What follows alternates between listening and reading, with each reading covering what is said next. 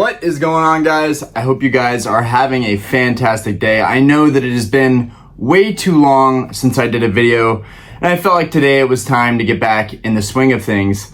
And I think the timing is proper right now.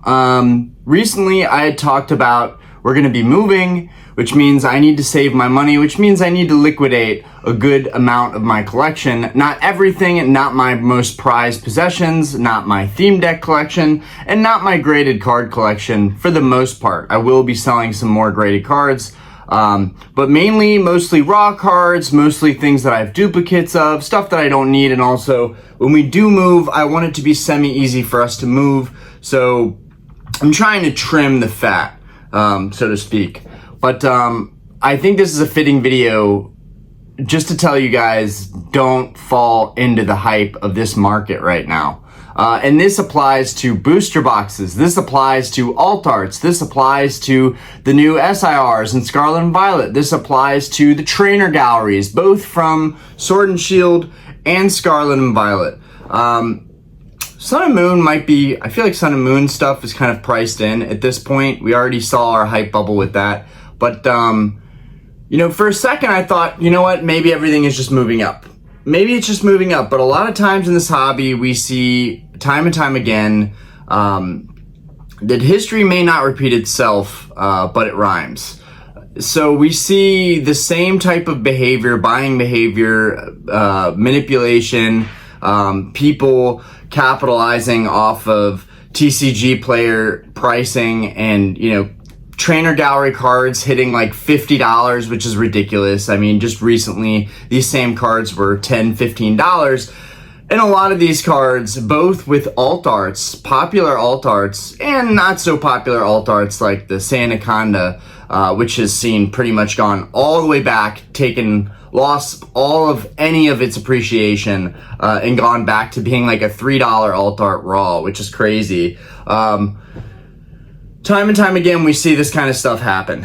And I'm happy, honestly, that we're starting to save money and look at different houses because, you know, I know that when we eventually rent this home out, the new rate for the house that we'll be paying for will nearly be paid by the rent that we'll make from this house, and I will feel confident knowing that I have a passive stream of income, a traditional way of making money that will work out. And I think I'm selling a lot of my stuff at the right time in this market. I mean, to be honest, guys, prices are kind of wild right now, and I think I'm definitely lucky that I'm selling my stuff in this market because it might not be this way in a couple of months. Things might die down a little bit, prices might fall. We're already seeing that. I wouldn't call it a crash. I wouldn't make it just an easy clickbait content video, okay? It's not, this hobby is going nowhere. It's doing nothing but growing steady in the long term. But in the short term, we have these bubbles, we have this hype where, you know, everyone is piling in to buy this stuff, jumping on the bandwagon. I've been guilty of this at times, but I have learned after years of collecting things to look out for and to really follow my passion, which is really in vintage and theme deck collecting, and someday maybe even sealed box collecting. But regardless, looking at, you know, modern era cards. A lot of this stuff is coming back down to earth, guys. To summarize, the most popular alt arts and the least popular alt arts and a lot of the trainer galleries have come down in price, okay? From your favorite sets like Evolving Skies to your least favorite sets, these prices are coming down. Now, what I will say is there's still a lot of opportunity in this hobby if you're willing to be patient and wait for the right chance to pull the trigger on some stuff. So for me right now, I feel like my opportunities are really in just watching the market and waiting and seeing stuff pop up, and particularly with theme decks. One thing that I always end up doing is no matter where I'm at in my collecting goals, like going after grail cards or working on my binders, or collecting booster boxes or starting to build positions, no matter where I'm at, I always go back to the fundamental roots of where I started, which is theme deck collecting. And so recently, I don't know if this deal is going to happen, and I should not even try to make this deal happen, but someone approached me, and I will link this, I will put this little clip right here just so y'all know exactly what I'm talking about. But someone came up to me and basically, well, someone messaged me over eBay about potentially acquiring their theme deck collection, which is from one of their family members. It's 34 theme decks, and you guys are going to see it's pretty crazy. Trying to make an offer on that, but my point is, and it's probably not going to work out, I probably can't afford it right now, and honestly, we're saving for a house, so it would be irresponsible of me to buy it. But if I did buy it, it would be really cool for the channel to unbox something like that, and it would also be cool to list all of this stuff on my eBay and have some really, really cool premium sealed products to sell on my eBay, such as theme decks, which I love. I absolutely love theme decks. And it never gets old for me. And I think like that's one of the best things you can do in this hobby is really collect what you love and collect things that will never get old to you. And for me, that's theme decks. But anyways, getting back on track, I think there's a lot of opportunity in this hobby. And I think if you're willing to not jump into fads and jump into behavior and be influenced by, what everybody else is doing, essentially, what everybody else is doing, or what we see, what we see on YouTube when we're all tuning in to watch videos during the week, and we see information, sometimes misinformation, and we go, okay, well, I must get these cards now because they seem to be rising in value, and now we're seeing a lot of these cards falling. So a lot of people are going to get caught at the top. I think it's almost tradition in this hobby for people to get caught at the top and then have to realize, okay, I'm going to have to learn the hard way. I think failure is a great teacher, and I think one of the best ways in this hobby to grow is to learn from your mistakes.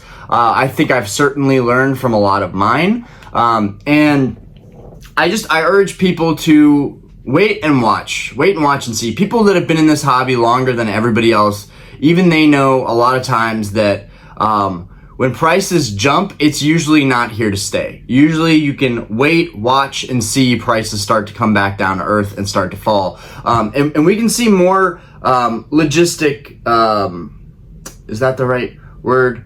More logistic growth, more long-term stable growth. That's probably not the right word. I'm a little brain dead after the gym, but we are seeing exponential growth curves on the charts right now for some of these cards, and it's kind of crazy. It doesn't really make a lot of sense. People have been saying there's just heavy demand for this stuff. No, there's not heavy demand for this stuff.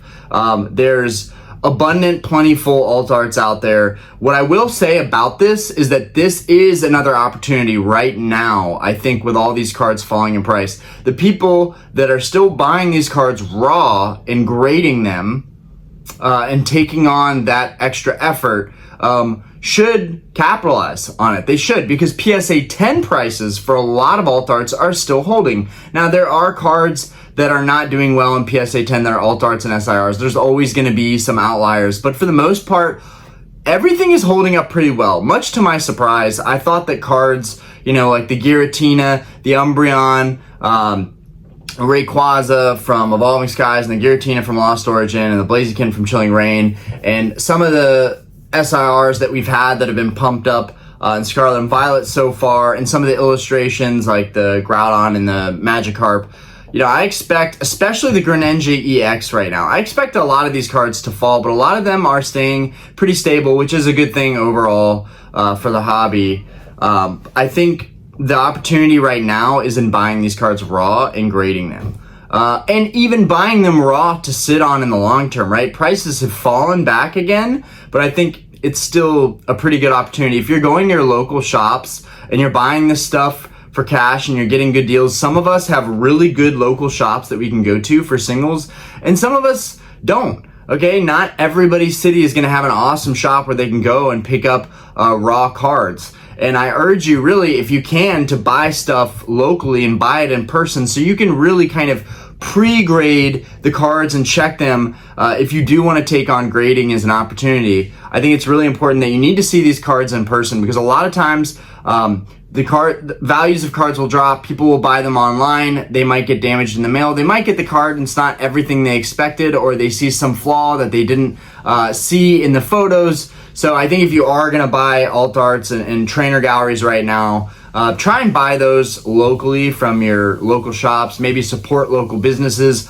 But for the most part, it just allows you to really pre-grade and look at those cards and know for sure what the conditions of them are. But I think there's a lot of opportunity in the hobby right now, and it's exciting, but I just wanted to make this video because I'm seeing a lot of content. I'm absorbing a lot of content. Even though I'm not making any content right now, I still pop up on YouTube every day and I look at what people are making, and it's really nothing new. You know, not much has changed in the hobby, in my opinion. I don't see any major news right now. One of the biggest things that I think is going to happen is PSA working with eBay and the Vault. I'm starting to see a lot of these PSA Vault listings where the cards are being graded and then they're being sent to the PSA Vault and sold through eBay. And so we're going to see a lot more cards start to hit the market as PSA has now made this more of a streamlined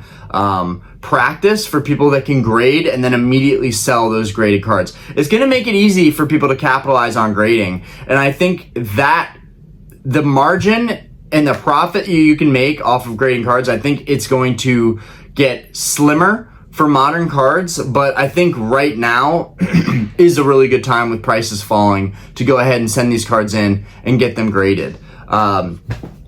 For me right now, I'm still watching from a distance. I'm not really buying anything, and I feel good about that. I did pick something up that I should not have picked up, but I picked it up anyways, and I am excited to share it with you guys. One of my biggest pickups in terms of theme decks has just gone down, and I think with that, you know, after I purchased this theme deck, I got the offer for all these other theme decks that I just pictured at the 5-minute mark, and I pretty much now, I feel like I'm being pulled back into the hobby, even though I'm really trying to take a break.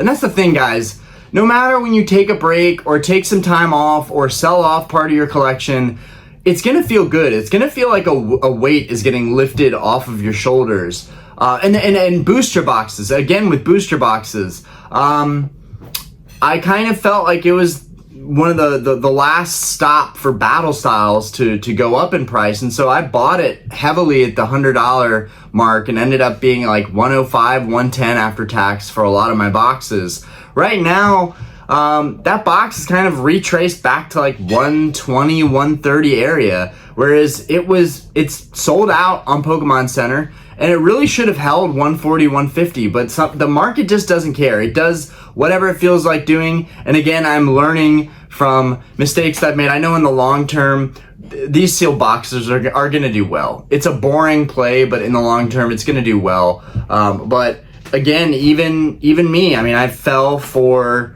the whole booster box hype, and I think prices of booster boxes across the board, especially in the last couple of years, I think they're gonna start dropping. But that's just me.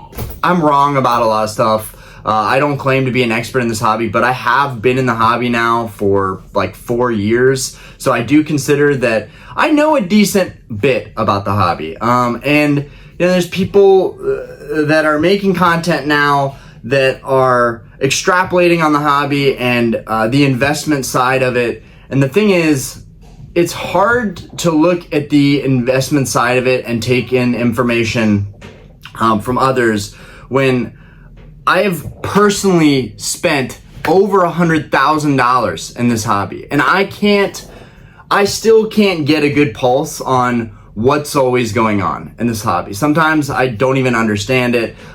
Particularly right now with Twilight Masquerade, I feel like I don't connect well with a lot of the newer sets that are coming out. And Twilight Masquerade, with the Greninja being super expensive, and the other two SIRs, the Carmine and the Perrin being super expensive still in PSA 10. These cards just came out. They just came out. How are they holding these prices? I would urge you to probably not jump into buying these cards at these prices right now and give it some time. People always preach that. I think it's a great thing to preach, to wait a little bit. You want to buy it at the bottom of the graph. You don't want to buy it all the way at the tippy top. Or at least you want to buy it when prices have retraced a little bit and then continue to move up. One thing that I've noticed is that, and this applies to vintage and modern, the best cards, you can't categorize all the alt arts and put them in the same field. They're all going down. No. The best cards in this hobby, the best vintage grails, and the best modern grails, I'm going to call them grails because I do think at this point, cards like the Umbreon VMAX, cards like the Giratina V, cards like even the Greninja EX, let's say, of Twilight Masquerade. What are some really good ones? Obviously, I really like Pokemon 151. I consider all three of the big starters, Charizard, Blastoise, Venusaur EX from 151. I consider all of those modern grail cards. All of the best cards are going to hold up over time. It's everything else that you kind of have to worry about and get a good pulse on, because we don't know whether it's gonna skyrocket or really go up and then come right back down to earth, which we're seeing with a ton of trainer galleries right now, which sucks, you know, for people to buy trainer galleries for 40, 50 bucks, and then now it's worth 10, 15 bucks. Dude, that's the kind of stuff that burns people out of the hobby. That's why people come and go from this hobby, because they come in, there's hype, they lose their butts on it, they lose money on it, then they go to sell their stuff and they get lowballed on their stuff, or they go to shows and they get offered 60, 70% from vendors, and they just say, you know what, this is, why would I do this again? But I urge you guys just to exercise patience and wait for opportunities, because this hobby has so many opportunities, particularly online, on eBay. The amount of messages I get about collections and people asking what their stuff is worth, it's a ton. And I feel very, very fortunate to have a platform and have a name that people will go to when they do want to sell this stuff. Even if we can't always work out a deal, I always appreciate it when people send me their stuff and ask me like, hey, would you be willing to buy this at X price? That's really fun for me, even though sometimes it does get a little tiring and frustrating when I spend almost days sometimes trying to work out deals with people, and we get to a point where I offer a really good price and then I feel like my price just gets leveraged and the deal falls through. And it's another learning experience that I should learn not to get too invested when people are trying to make deals, because, and this is something that, you know, I can pass down to you guys. Don't get super emotionally invested and attached when you're making deals, okay? There's always gonna be another deal. This is something that I have to continue to remind myself of, because I get really resentful, and I get heavy regret when I lose the opportunity on something. And I've had many large opportunities to buy out collections, and I've passed them up because it was a little too much than I wanted to spend. But when I look at my overall time in this hobby, the amount of money I've spent on stuff, that I would have made much better decisions buying those large collections and offering a little bit more than buying in the hype bubbles of all of these modern plays that keep popping up. So I would just urge you guys, don't fall for the hype. Be careful out there. I'm gonna get back to making normal scheduled videos. We're probably gonna talk about some auctions soon. Maybe I'll talk about what I'm doing on eBay right now. That could be a video in itself, since I am listing and selling a lot of stuff on eBay right now, and that has been amazing. I mean, the amount of money that I've been able to pull back in has been great. It's put us in a different financial position, and I feel like we are going to be prepared here in the next couple of months. Unless I end up selling my cars, we'll be prepared in the next couple of months to make a serious offer on a home, on another home. And then we can rent this one out. So a lot of stuff, a lot of moving parts going on. And I also want to say this, guys. for me to make content, for me to talk about this hobby, I feel that I can't just talk about it and monetize it and make content and kind of farm content from it. It's very difficult for me to watch from a distance. For me to be a Pokemon content creator, to make videos, I have to be entrenched in this hobby. I don't know if you guys feel the same way. I don't know if other content creators can relate to this, or people in the hobby can relate to this, not just with content, but being interested in the hobby. If I even take a step back for a while, I feel like I'm detached from the hobby. It's very difficult for me, and I don't do it lightly. Stepping away from the hobby, taking a break, saving my money, all this stuff has been tremendously difficult for me because I've always operated like I have a great job, my home is getting paid off soon, we have a great quality of life here, and I've been operating at a very fast pace with collecting, as a lot of you know. A lot of you have been wondering, like, when is Orion going to slow down? When he's going to stop buying these crazy cards? And that time has come. I've definitely slowed down, but it's not easy, and I think that it's healthy, but it's difficult. And obviously I've relapsed a little bit in terms of, not spending money on anything, because I did just pick up a very important collection piece. But I did say, when all this started, when I kind of started telling you guys like what's going on this week, what I've been up to, I did state that there are some collection goals that I was not going to set aside. Like, there are some things that,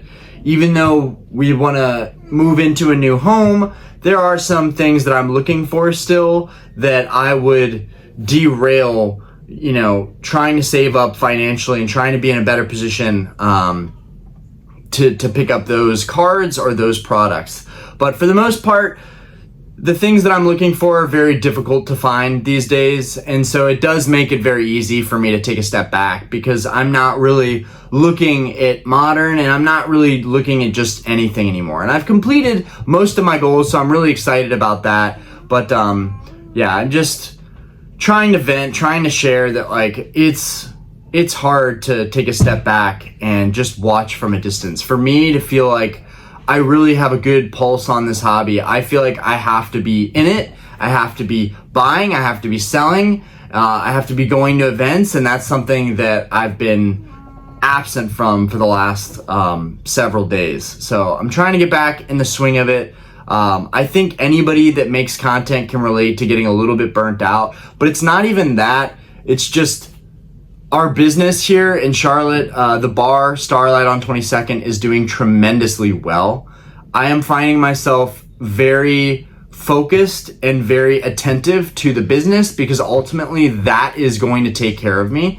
That is going to take care of my family. So I have to make sure that that is prioritized and is the most important thing right now for me financially. And then next, we've been looking at houses. It's been a little bit crazy. Our daughter is also growing, and she is a 2.5-year-old toddler right now. And for any of you that have kids, there's a period from like 1 to 2 that's very peaceful, where it wasn't, the terrible 2s, right? That wasn't a thing for us. And then recently, she's been a lot more demanding, a lot more temper tantrums, and like that is something that is very draining and very difficult as a parent to deal with. But we're dealing with it. And also, as you guys know, we have another child on the way.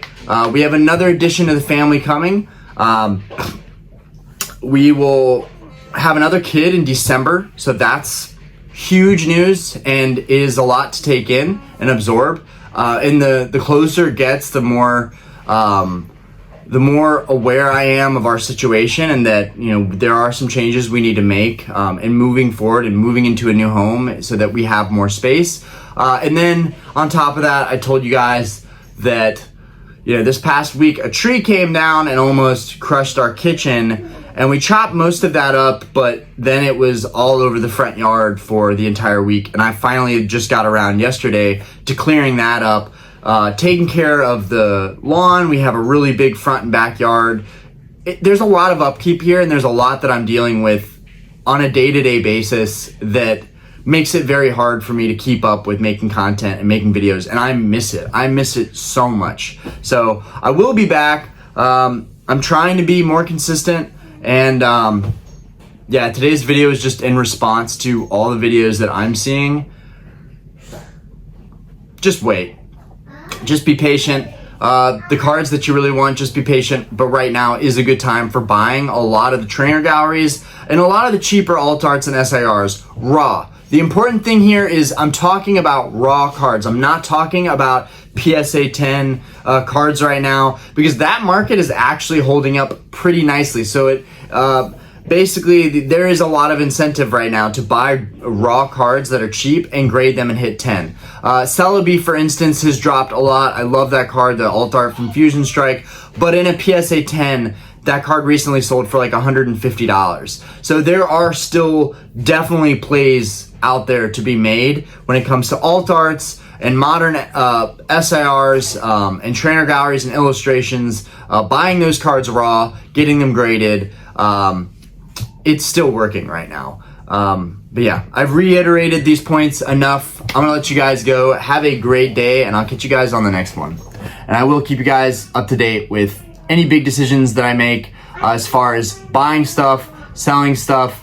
I'll let you know how that stuff is going. Peace.